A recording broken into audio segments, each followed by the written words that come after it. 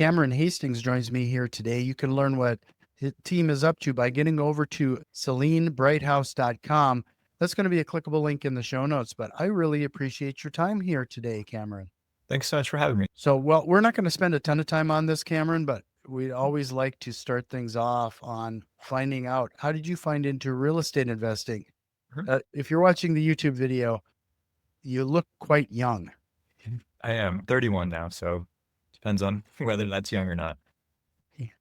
Well, you look younger than 31, so maybe that's a positive spin on things. Yeah. I look a lot older than I am. I'm going to keep to that story. So I started my career as an architect, actually. I went to architecture school, moved to New York right after undergrad, and started working as an architectural designer focused on high-rise office buildings. My first year was more focused on the interiors of those buildings, either tenant spaces or public spaces in the building. And then my next couple of years was focused more on ground up construction or repositioning of projects. And what I realized in that process, particularly when we got to working more with developers rather than tenants, is I was more interested in what they were doing than what I was doing as an architect. I liked that they got the full kind of perspective of the project. They got to start at the very beginning, actually benefit from the operations of the project rather than being just. So from there, I started, while I was still as an architect, doing some of my own small real estate projects. And I flipped some houses in New Jersey on kind of nights and weekends. Started some publicly traded real estate investments through REITs to kind of better understand how that works. But pretty quickly with the house flipping, realized that I didn't know everything I need to know, particularly about the financial modeling aspects of real estate and the finance aspects. I had a very good understanding of the physical aspects of properties and how to actually do a renovation or do a value add process, but I didn't understand the investment process. So I went back to school, got my master's in real estate development, and then started working as a multifamily developer. So developed some apartment buildings, renovated some apartment buildings, bought and sold a few smaller properties, and then went on to Newmark, where the brokerage firm, where I was a managing director focused on portfolio strategy. And that's really where I really got a much broader sense of real estate investment and the different property types, different geographies. So in that role, I got to focus all around the country, a little bit in Europe, a little bit in Asia. I didn't do residential so much there. It was pretty mostly commercial, but office buildings, industrial buildings, retail properties, some more specialized property types like data centers or electric vehicle battery plants, which had a lot to do with site selection and power availability. Over the last 2 years or so, I've been an investment advisor and management consultant myself, working both with individuals as well as small investment firms on their own investment strategies. In some cases, that's been owner occupiers. In other cases, it's been investors buying properties for their investment portfolios. With your architecture background, I'd be curious, how does that experience impact or has changed your real estate investing in general? Mhm. So I think that it's given me ability to very quickly see the potential of the project, to look at even just drive by or walk by a project.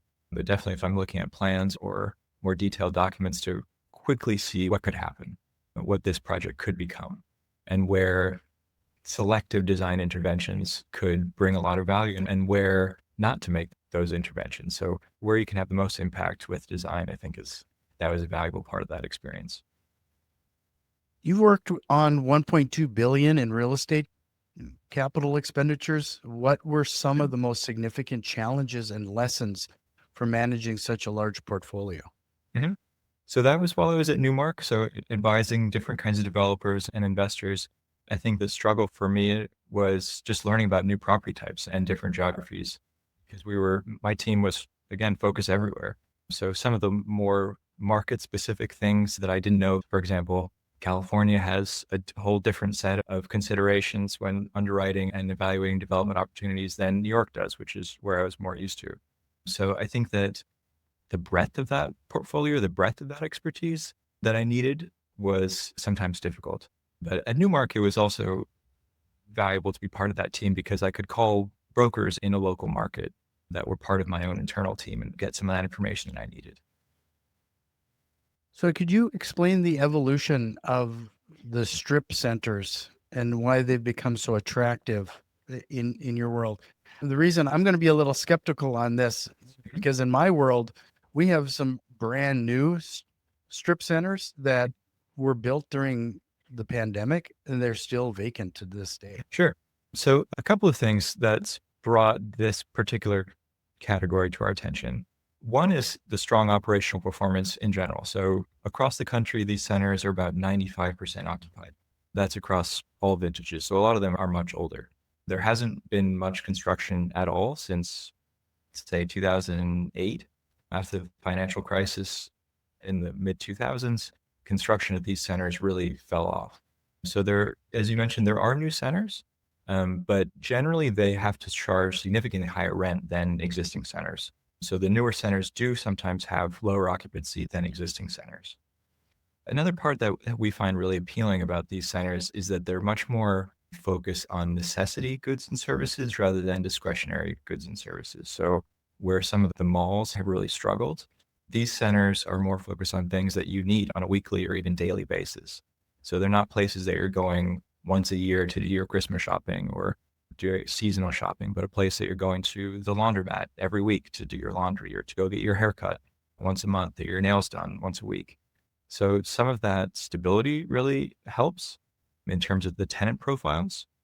And then the last thing that's been interesting in learning about this for me is the focus on credit tenants versus smaller local tenants and where the opportunities are between those.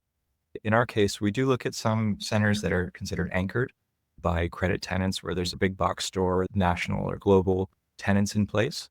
And some of the drawbacks of that approach is that those tenants usually have much more leverage over you as a landlord. They have much more negotiating power based on their brand strength, based on the idea that they will bring other tenants and other customers to your center.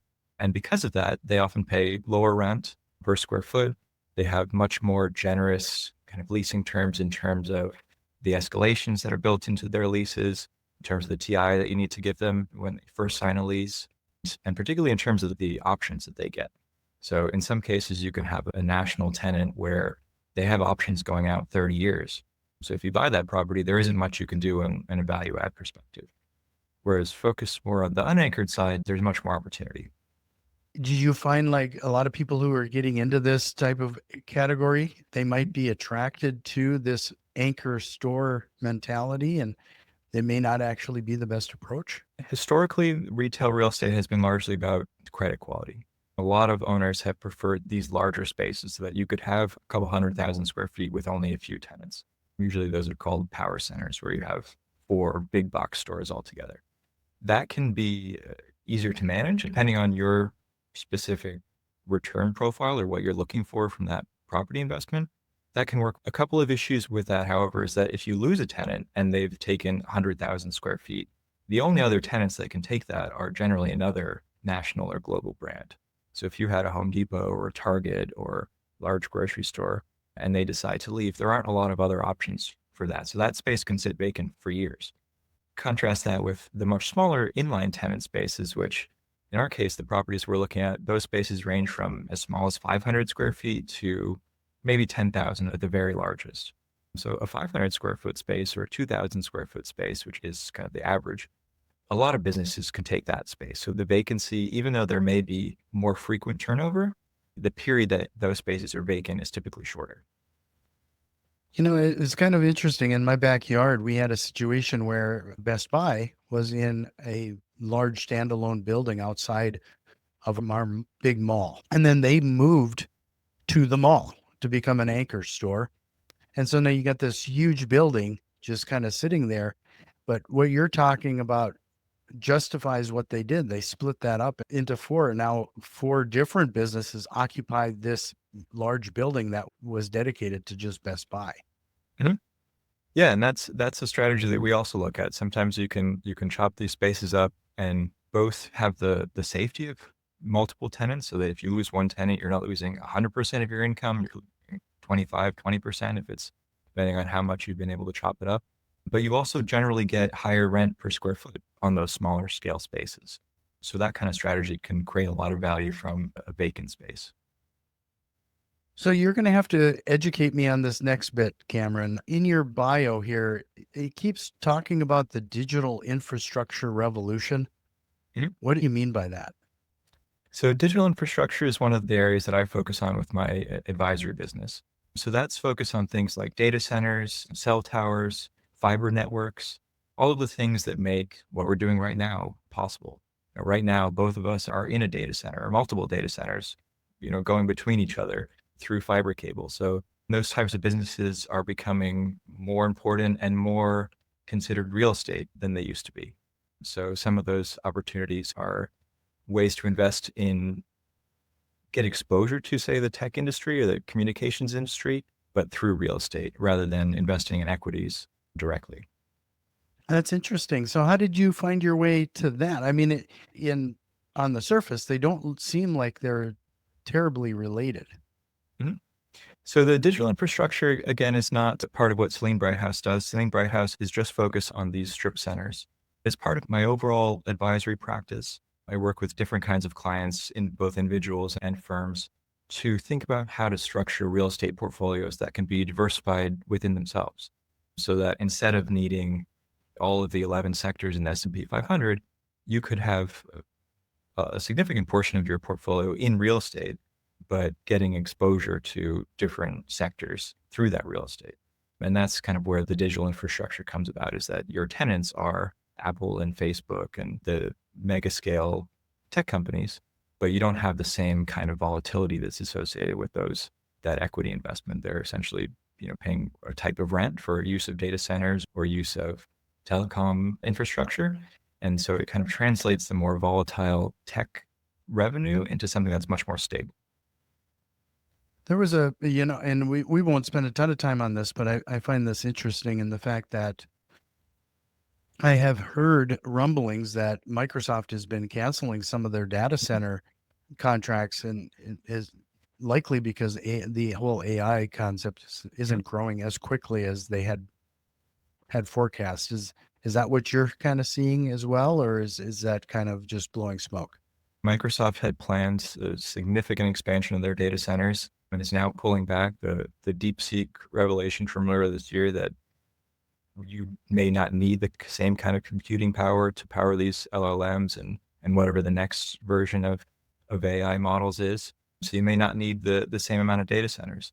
I would say, though, that it's a little bit like what happened in tech hiring during the pandemic in 2021, where we're seeing a lot of tech layoffs in the last couple of years, but overall headcount is still higher than it was before. So the data center thing is a little bit the same, where they had announced a lot of data center expansion, are pulling back on that a bit, but the overall amount of data centers is still growing pretty significantly. It's the fastest growing in terms of supply growth of any of the property types by far.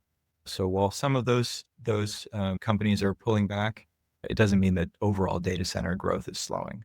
And from a real estate investment perspective, companies like Microsoft pulling back on their own data center developments can actually be a positive for the data center real estate operators, because they will still need some data centers. They're just not going to own them. They're going to rent them. Yeah. So going to a different kind of trend, seeing a lot of trends regarding people consolidating their investments into larger portfolios, or maybe trying to become more in a passive state. In that regard, are you seeing that? Yeah. So part of our thesis at Celine Brighthouse with these unanchored strip centers is that we're seeing the very early stages of institutional consolidation. About 6 months ago, the first publicly traded REIT that just focuses on unanchored centers spun off from a larger shopping center REIT, and they're called Curbline Properties. And I think they're a couple $1 billion of properties right now. So they're fairly large, but again, just focus on this kind of niche property type that even just a few years ago there wasn't institutional appetite for. There's a couple other large players. JP Morgan has a vehicle that's focused on these. Nuveen has a vehicle focused on these. The real estate investment company Crow Holdings, based in Dallas, is now starting to focus on these. So in a similar way that we saw self-storage consolidate from a mom and pop industry where there weren't large players starting in the 90s and continuing to accelerate to today, where we have platforms that are tens of billions of dollars worth of self-storage. 30 years ago, that concept didn't exist, that you would have a big company that did self-storage. A similar thing has happened since 2008 with single family rentals, where that was a sector where it was mostly individuals and families that would own a couple of them. Maybe they would own up to 10 houses, but maybe just a few. But since that 2008 crisis where home prices really collapsed and there was the potential to buy a lot of them at one time, initially from the lenders who would foreclose on them, but later as part of the overall market operations, that has also started to be consolidated. So we're seeing a similar thing starting to happen for these unanchored centers. And in both cases, previously, that made the market more efficient. It made it so various other players could participate because they're now, instead of buying a $2 million center, they're buying a $20 million portfolio. So for a larger player, for a REIT, or for some of the investment banks or hedge funds that are focused on real estate, it's made this asset class, or is beginning to make this asset class, more accessible. Sure. I just want to remind everybody, if what you're hearing sounds appealing, you should definitely check out the website. Go to CelineBrighthouse.com, CelineBrighthouse.com. That's going to be a clickable link in the show notes. If you found some value in what we're talking about so far, do us a quick favor. Share this with one of your investor friends. And if you're watching us on YouTube, give us a like and subscribe. So, Cameron, what you're talking about here can be relatively new. And in fact, I put this in what I classify as kind of aspirational real estate investing. You know, people start in the single family homes and they kind of work their way up. It's like a real world game of Monopoly. Can you kind of give us like the top 3 things that you're looking for in this asset class? So we're generally looking for properties that are built between, say, 1980 and 2000. So not too new, but not too old, kind of still functionally capable of managing that property's needs. We're usually looking for properties that need more operational support rather than physical construction. So we're not doing significant renovations of properties, changing the roofs or adding on additional square footage in most cases. In some cases, there's opportunities to add pad sites to oversized parking lots, but usually it's looking for properties that are mostly occupied, but there's some room to improve the occupancy, some room to improve rents as leases turn over. The biggest thing, I think, is looking for properties that are well located within larger shopping districts. The one property that we're looking at right now doesn't have any anchor tenants, but directly across the street is a Target, a Starbucks, a Trader Joe's, there's a McDonald's next door. So you can get some of the benefits of anchor tenants or those larger scale credit tenants without actually having them in your center as kind of a shadow anchor of your center. So you get some of the benefits of working with smaller companies as tenants, but you can also have the benefits of the draw from those larger scale tenants. Yeah, that makes a lot of sense. Correct me if I'm wrong. Are you acquiring something that you can handle some low-hanging fruit and actually increase rents and increase the value proposition? Yeah, so there's a couple of ways that you can pretty significantly change the feeling of a center without spending a ton of money. So things that are as simple as repainting, improving the landscaping makes a big difference in terms of spending at a center and the number of people that come visit a center. And we've read some studies that found that just improving the landscaping can improve the rent by 8% because many more people are attracted to that center. But in other cases, it's finding centers where rent growth in that market has been rapid in the last couple of years, but because the leases have built-in escalations that are 2-3%, but the market's been growing at 6-7%, which has been common in the last couple of years. Oftentimes there's opportunities just when a lease expires to raise the rent a little bit. And in contrast to some of the big box spaces where if you're raising the rent, say 10%, it means another $10,000 a month. For these smaller spaces, it may mean it's another $200 a month or another $300 a month. So it can be much easier for those tenants to absorb than some of the bigger spaces where a meaningful percentage increase is also a meaningful nominal increase. Yeah, it's amazing. Some of this stuff is parallel because most of what we do is regarding single family houses in my market. But a lot of the stuff that you're suggesting is very similar. Like we've learned that a married couple looking for their first home, there's sometimes they won't even leave the car if the yard or the garden it's not manicured properly. So we spend a little extra time on that curb appeal just to attract people into the front door.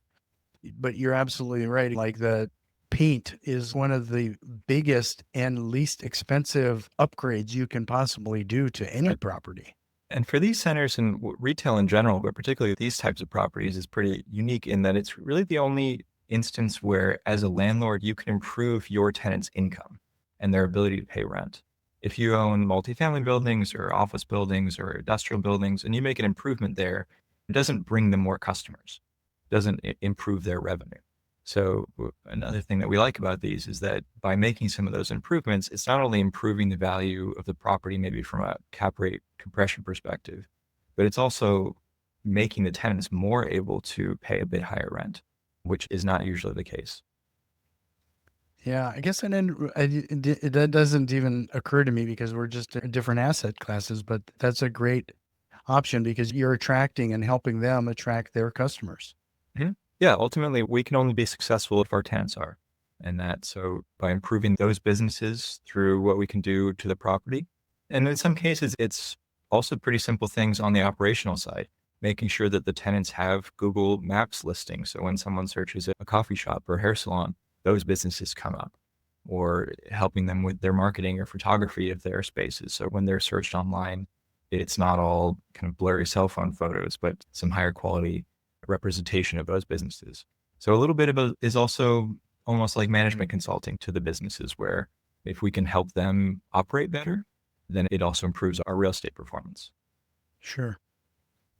But people that are interested in getting into this asset class, they'd like to get a little direction on where to start. Somebody approached you and asked you exactly that. What would you give them?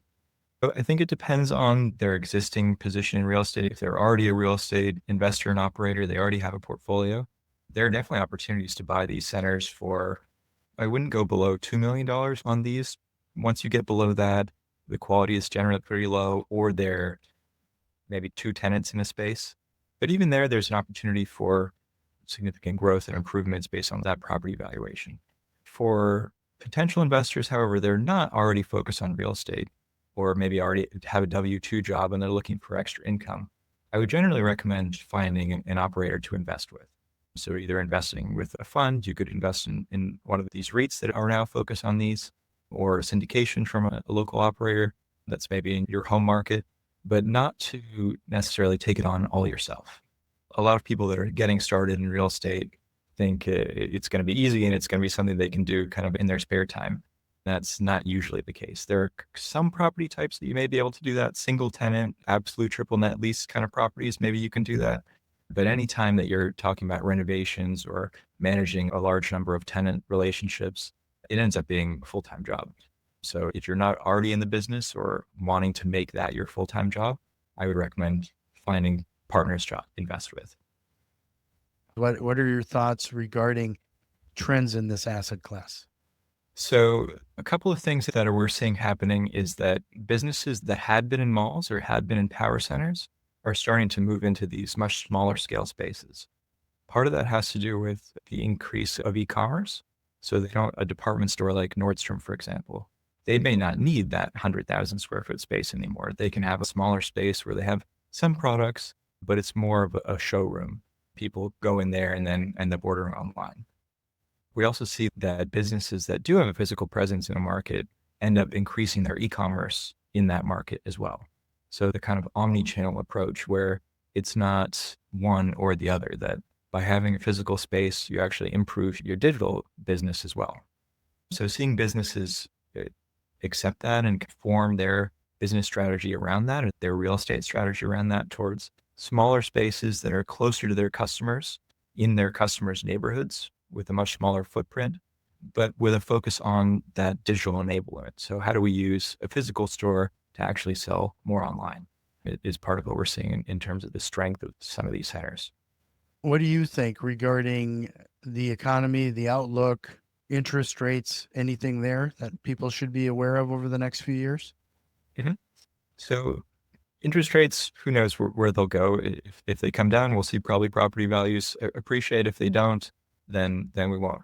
But part of what's the higher interest rates and now the tariffs on steel and aluminum, primary building materials, as well as now labor shortages in construction based on immigrant levels falling or detentions, those are all going to drive construction prices up. So the replacement cost for these centers has gone up. New construction is not penciling out, even if it was before, based on all three factors: interest rates, construction costs. but there's still the demand for these spaces. So in some ways, the headwinds for expanding supply are good for existing owners or good for owners that are looking at existing properties. In general, that will mean higher rents over time. And particularly for these businesses that are more necessity focused, you still have to do your laundry. You still have to get your haircut. You still have to do your grocery shopping. So they're not things that you can totally turn off. And then even in the more discretionary cases, say a restaurant, maybe a Chinese restaurant or a pizza shop in one of these centers, those end up being the more affordable option. So instead of going out to a sit-down restaurant with your family, you go to the pizza restaurant and you spend less, but you're still doing some of those things. So in some ways, nothing is recession proof, but these are more recession resistant because of those tenant profiles. Well, Cameron, this has been a really interesting conversation. I'm going to direct everybody to your site, SalinBrightHouse.com. That's going to be a clickable link in the show notes.